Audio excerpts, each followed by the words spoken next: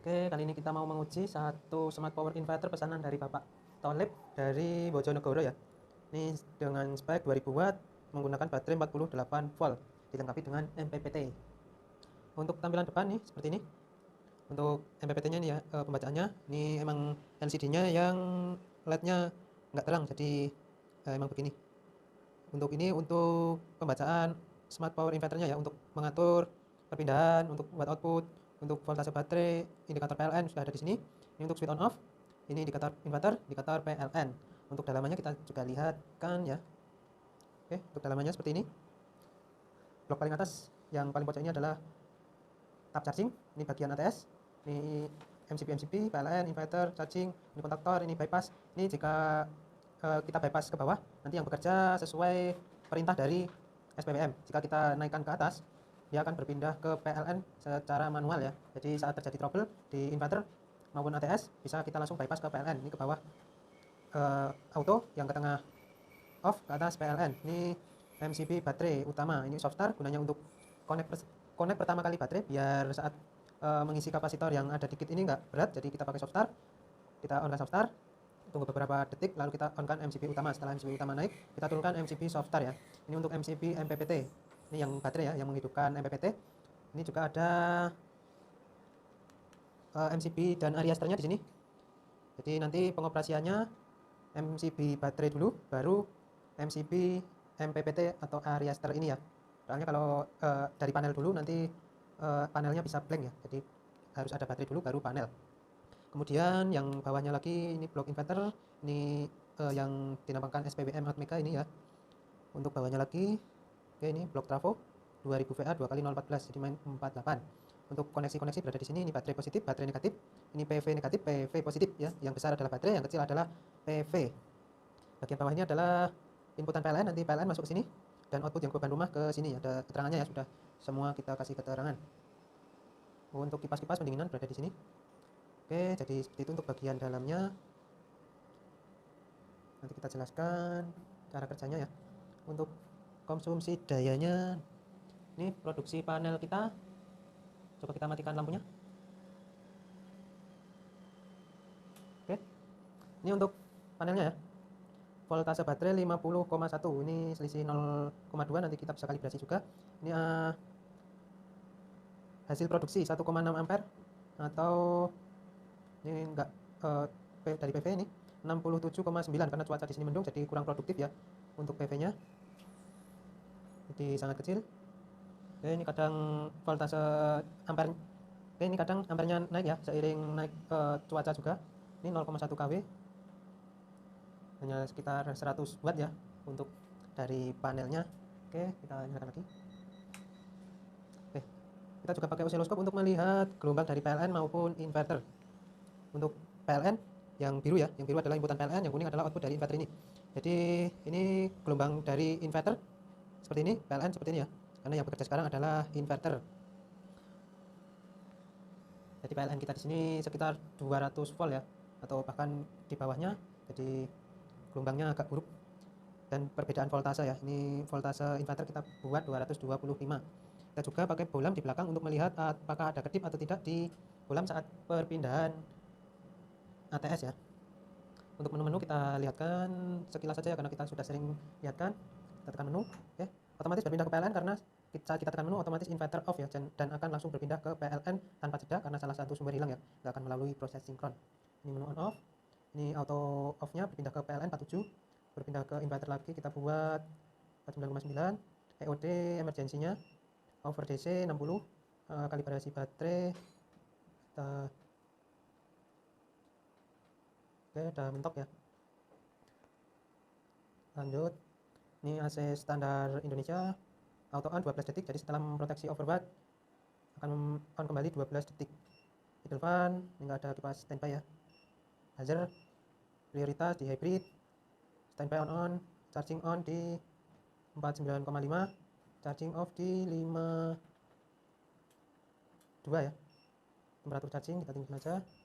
Di relay on kita buat 47 untuk penggerak kipas yang di dalam tadi. Jadi saat suhu 47 kipas akan mendinginkan suhu di dalam. Ini kalibrasi output. Oke, gelombang berpindah, nggak ada persimpangan fase ya. Lanjut kita akan simulasikan perpindahan saat baterai menyentuh batasan bawah ya. Kita rubah dulu untuk batasan bawahnya, baterai 49,9.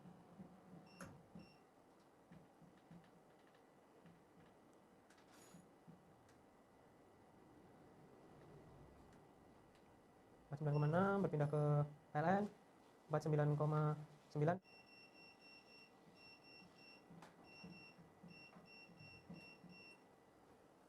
Oke, lihat mulus ya, gelombang tetap bertemu, di bolam juga nggak kedip. Kita akan bebani kecil-kecil aja karena PLN kita cuman kecil, takutnya anti-lock, jadi kita pakai beban kecil aja. Yuk. Oke, 49,5. Oke, berpindah ke PLN, baterai kembali naik menyentuh 49,9 atau 50 volt, dia akan berpindah ke inverter lagi ya. Oke, udah berpindah ke inverter, gelombang tetap ketemu, bola nggak kedip, tetap sinkron ya. Kita coba lagi, jadi tadi nggak ada persimpangan fase ya. Oke, oke, aman ya, pas beban. Kita tunggu baterai naik dulu. Jadi saat menyentuh 49,9 dia nggak akan langsung berpindah ya, harus di atasnya baru dia akan berpindah. Oke, masih naik turun karena cuaca di sini sedang hujan.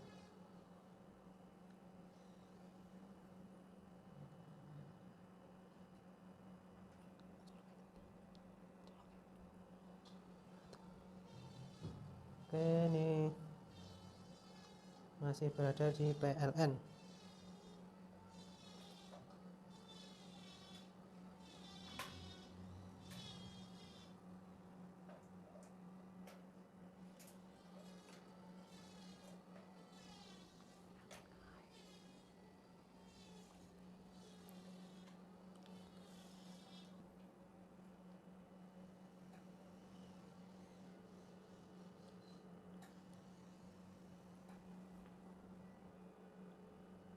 Oke, masih menunggu baterai 50 ya.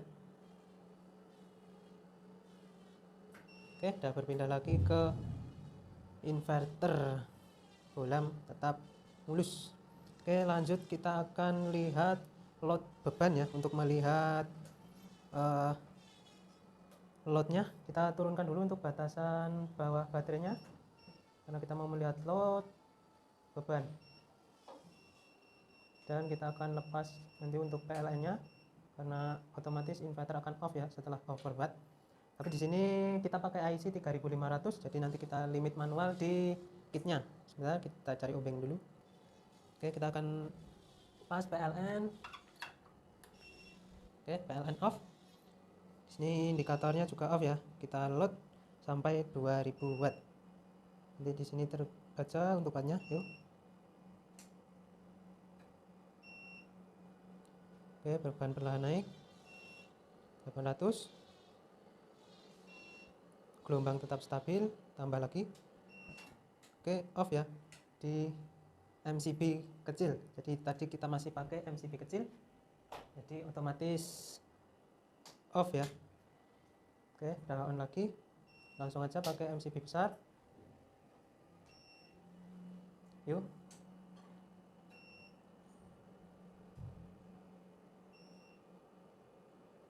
.800 tambah lagi 1600, gelombang masih tetap stabil, tambah lagi 2100, 2200 masih tetap stabil.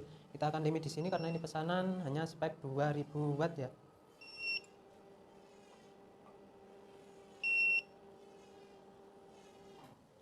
Oke, off. AC error. Jadi bukan overwatt ya karena nggak menyentuh batasan watt di sini. Dia terjeda 5 detik, on kembali. Oke, dah on kembali. Kita coba load lagi untuk memastikan inverternya berjalan ya untuk proteksi wattnya. Yuk.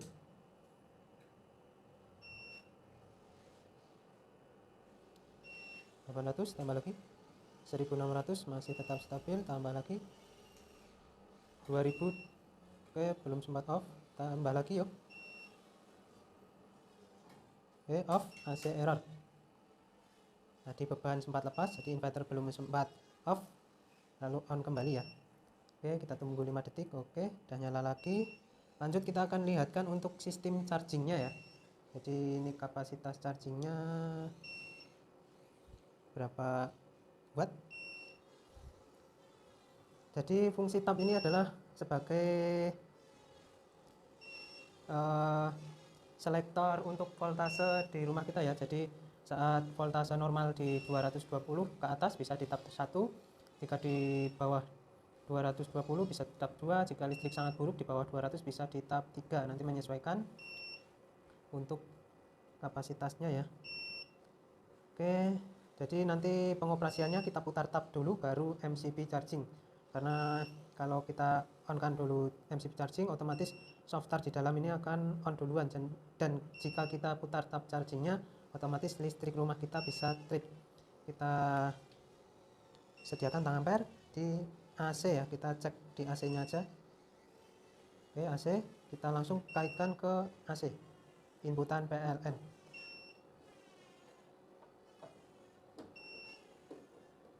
Oke, itu masih 0 ya. Oke, masih 0. Yuk kita coba.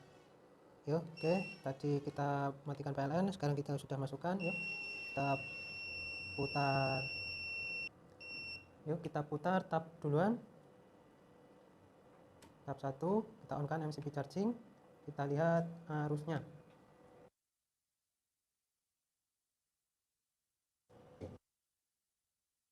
Kali 200 volt berapa? Sekitar 100 watt. Kita pindah ke tab 2, sama kita matikan MCB. Yuk, ini tab 2, 2,5 ampere, sekitar 400 sampai 500 watt ya di tab 2. Kita posisikan di tab 3.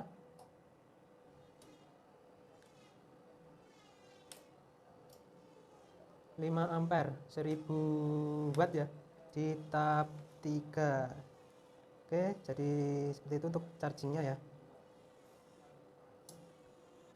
Oke, mungkin seperti itu aja ya Pak untuk penjelasan dan cara kerja smart power inverter pesanan dari Bapak Thalib. Bila masih kebingungan untuk pengaplikasian atau pemasangan bisa langsung ditanyakan ke kita.